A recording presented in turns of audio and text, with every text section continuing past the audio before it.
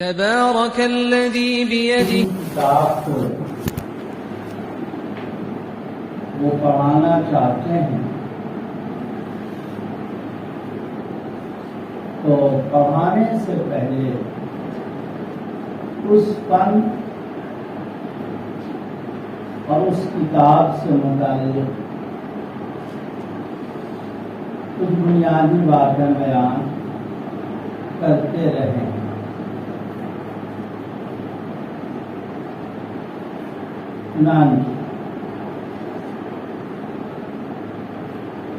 ان مبادیات کے دو حصے،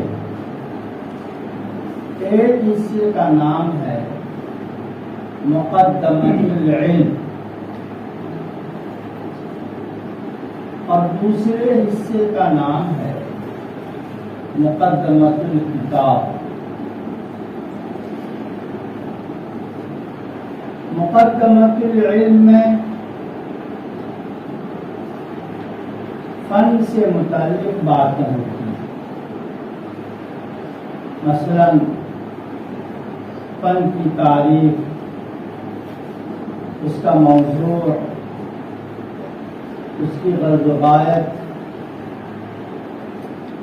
وغیرہ، اور مقدمۃ الکتاب میں کتاب اور صاحب کتاب یعنی مصنف و مؤلف سے متعلق باتیں ہوتی ہیں۔ تو پہلے آپ مقدمۃ العلم سے متعلق کچھ باتوں کو سنیں۔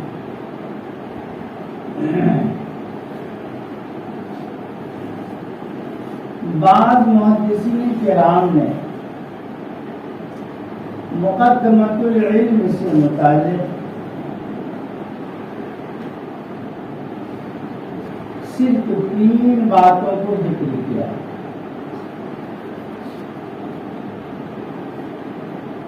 تاریخ، موضوع اور غرض و غایت، جنہیں امور ثلاثہ کہا جاتا ہے، اور بعض محدثین کرام نے 8 باتوں کا تذکرہ، جنہیں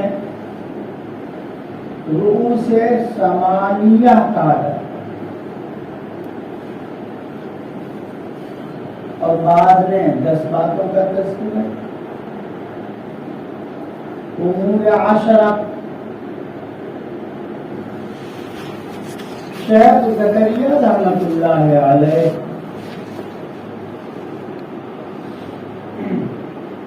مقدمۃ العلم اور مقدمۃ الکتاب دونوں سے 20 باتوں کا تذکرہ کرتے ہیں۔ امور 20 بات۔ بہرحال اس تفصیل میں تو نہیں جانا ہے، لیکن خاص باتیں انشاءاللہ آ جائیں گی۔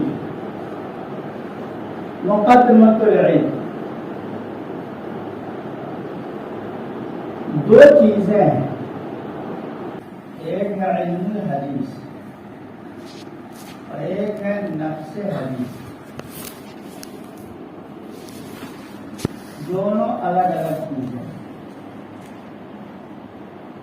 نفس حدیث کی تعریف الگ ہے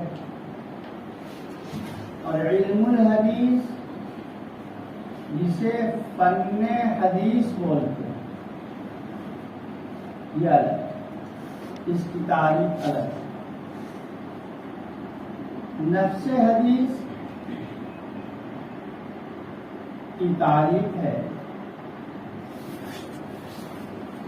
نبی کریم صلی اللہ علیہ وسلم کے اقوال، افعال اور احوال کو نفس حدیث کہا جاتا ہے۔ آپ صلی اللہ علیہ وسلم کے اقوال، افعال اور احوال کو نسل حدیث کہا جاتا ہے۔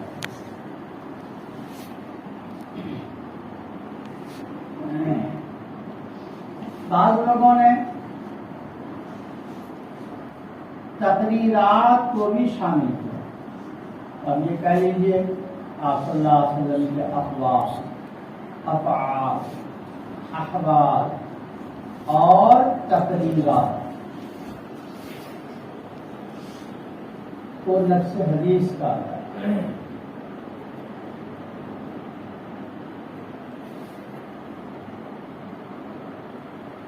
تقریرات کا کیا مطلب؟ تقریرات کا مطلب یہ ہے کہ کسی صحابی نے کچھ کہا یا کسی صحابی نے کچھ کیا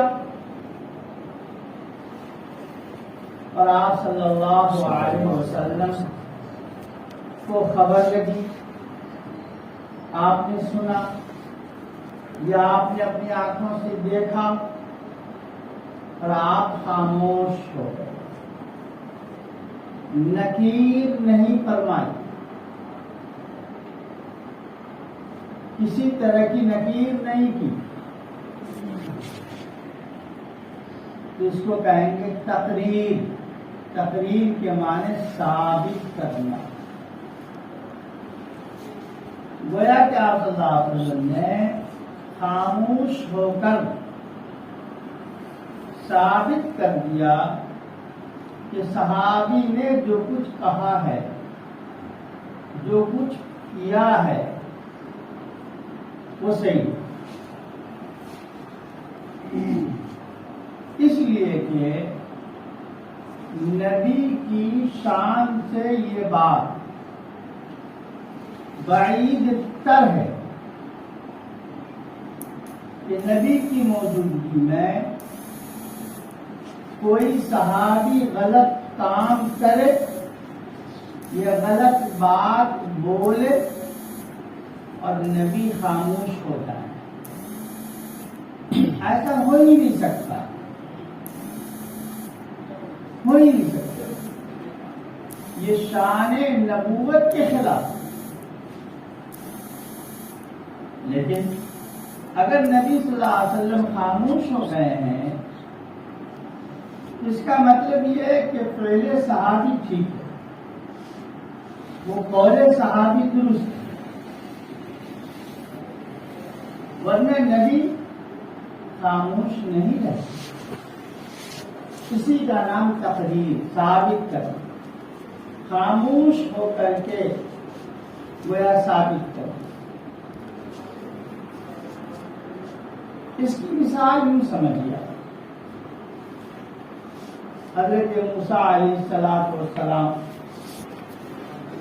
اور حضرت خضر پڑھا رہے ہیں انہیں سے ملنا، ٹھیک ہے؟ یہی ہے ابو عفان آج آیا ہے تو کہتی ہے رسید چھوڑ جانا ہے، یہی آ کر کے رسید کے ساتھ معاہدہ ہوئے، رسید چھوڑ کے کہاں دانیہ لطیفی لے کے چلا گیا۔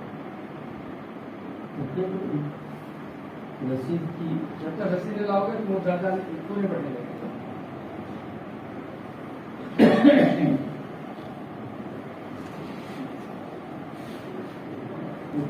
لگے گا پریشان ہے۔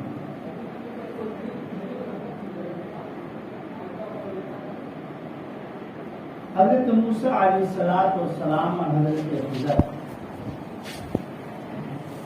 دونوں کی ملاقات مشہور ہے، دریائی ملاقات، باوجود کہ معاہدہ ہو گیا تھا، حضرت خضر نے کہہ دیا تھا کہ آپ کو خاموش رہنا، کچھ نہیں بولنا، اس شرط کے ساتھ رفیق سفر رہیں گے۔ موسیٰ علیہ السلام نے معاہدے کو قبول کر لیا، شرط کو قبول کر لیا۔ اب سفر شروع ہوا تو عجیب عجیب واقعات سامنے آئے۔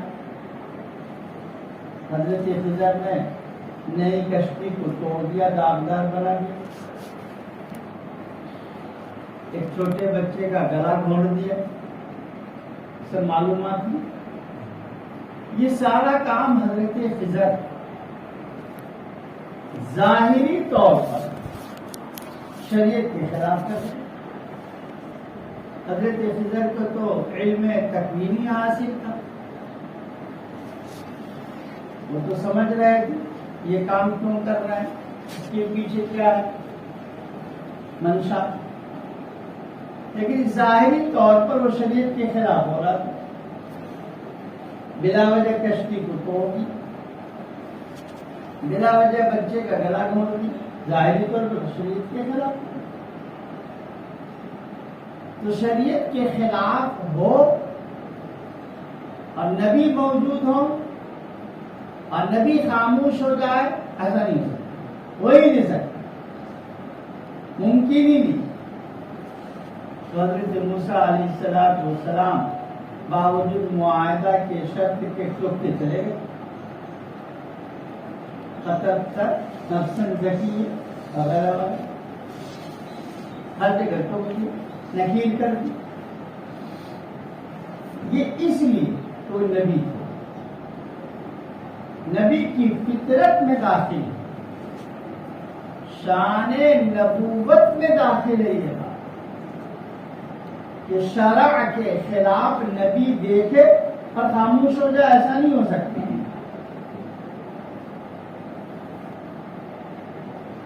وہی نہیں سکتا۔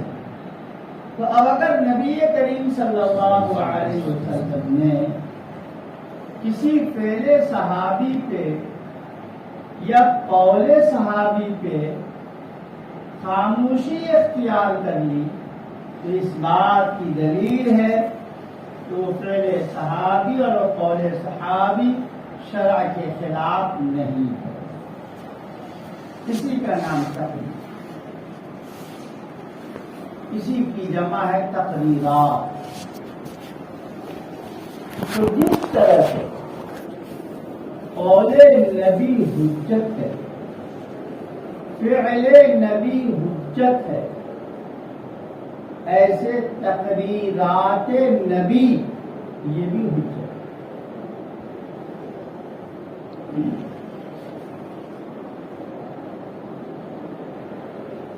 نفس حدیث کی تعریف کرتے ہوئے احوال کا بھی لفظ ہے، کیا صلی اللہ علیہ وسلم کے اقوال، افعال، احوال اور تقریرات کو حدیث کا۔ احوال دو طرح کے، ایک اختیاریہ اور ایک غیر اختیاریہ۔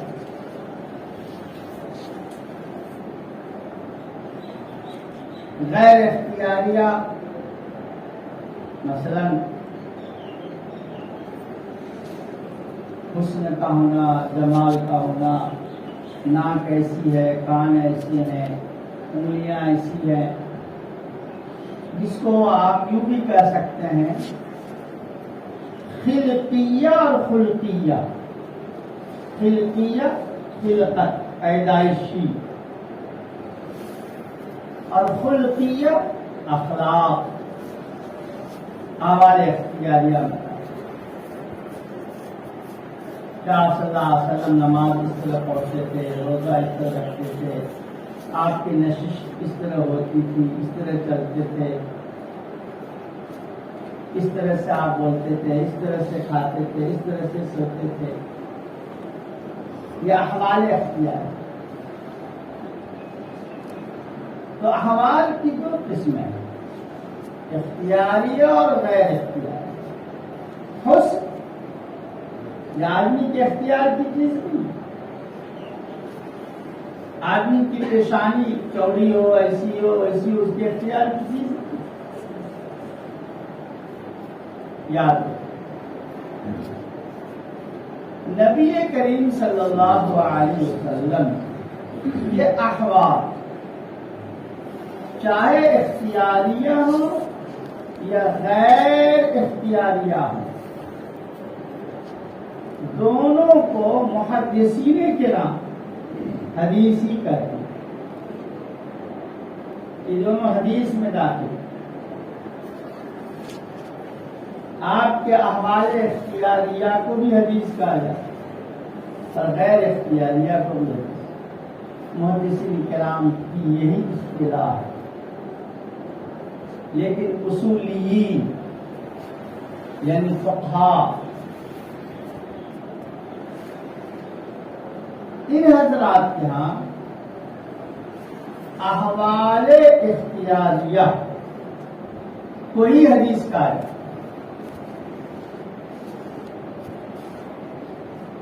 وجہ اس کی یہ ہے کہ جو حدیث ہوگی وہ حجت ہوگی، اور فقہاء اصولیین احوال اختیاریہ کو حجت مانتے ہیں، احوال غیر اختیاریہ کو حجت نہیں مانتے، کیونکہ وہ اختیار کی چیز نہیں۔ جو احوال اختیاریہ ہیں وہ ہے حجت۔ چنانچہ آپ نے فرمایا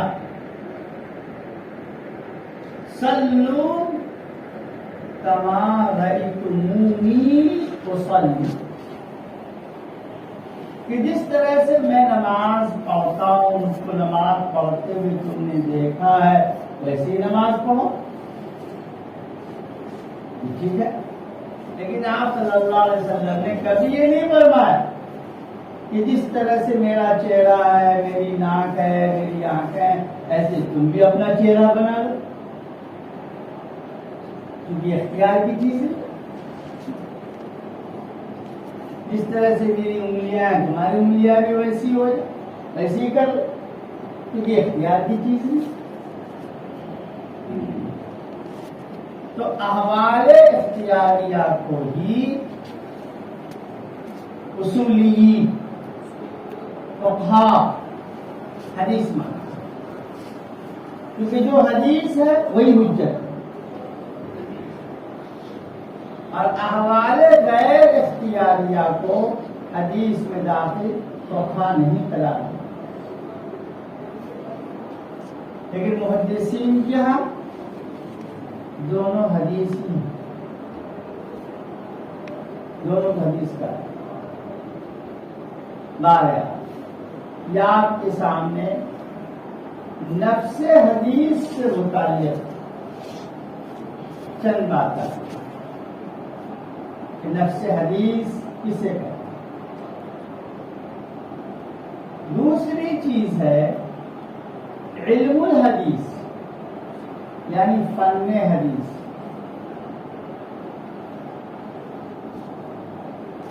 یاد رکھیے علم الحدیث بھی دو حصوں میں منقسم ہے، دو حصے۔ علم الحدیث روایتاً نمبر 1، اور نمبر 2 علم الحدیث درایتاً۔ علم الحدیث روایتاً، روایت کر رہے ہیں، نقل کر رہے ہیں حدیث کو، جیسے سیاح سکتا کو پڑھایا جاتا ہے۔ استاد حدیث پڑھ رہے ہیں، طلبہ سن رہے ہیں، یہ طلبہ حدیث کی تلاوت کر رہے ہیں، استاد سن رہے ہیں۔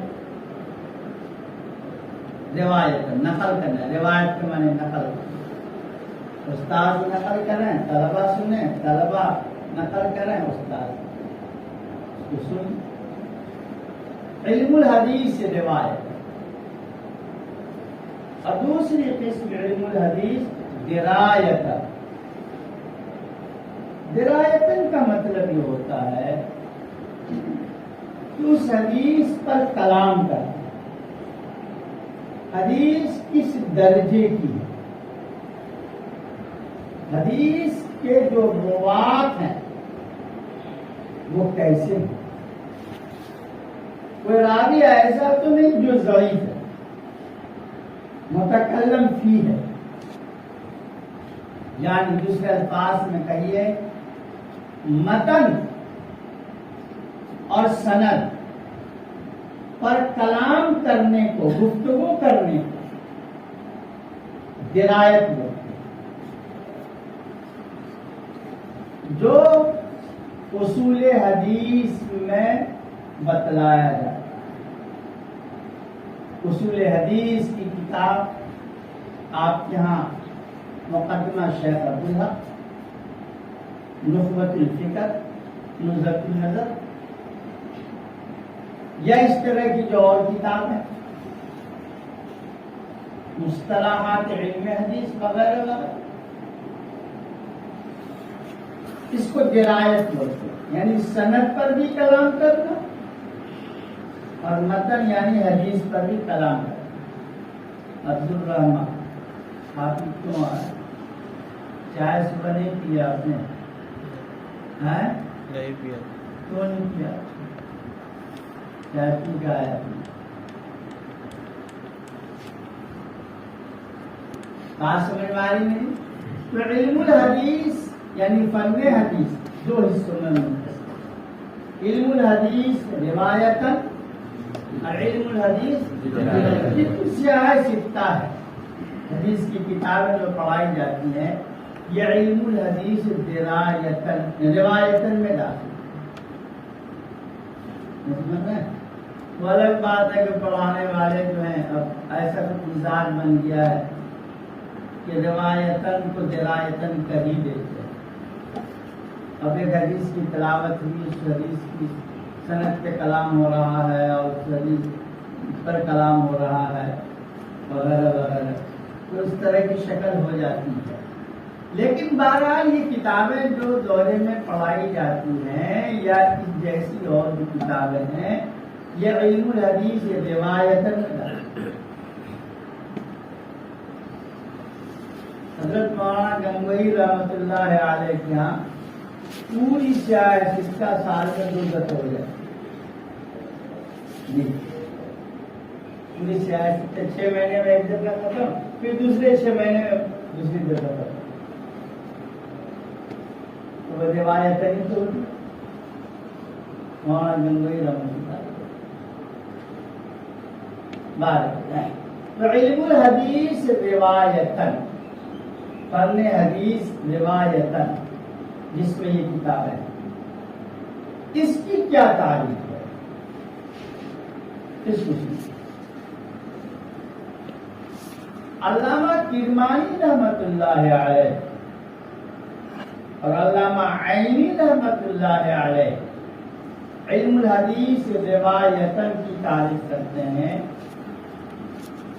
وہ علم یعرف به اقوال النبی و افعالہ و احوالہ، کہ علم الحدیث روایتاً وہ علم ہے، وہ فن ہے کہ جس کے ذریعے سے پہچانا جائے، جانا جائے آپ صلی اللہ علیہ وسلم کے اقوال کو، افعال کو، احوال کو۔ یہ تعریف کی ہے علامہ کرمانی رحمت اللہ علیہ اور علامہ عینی نے،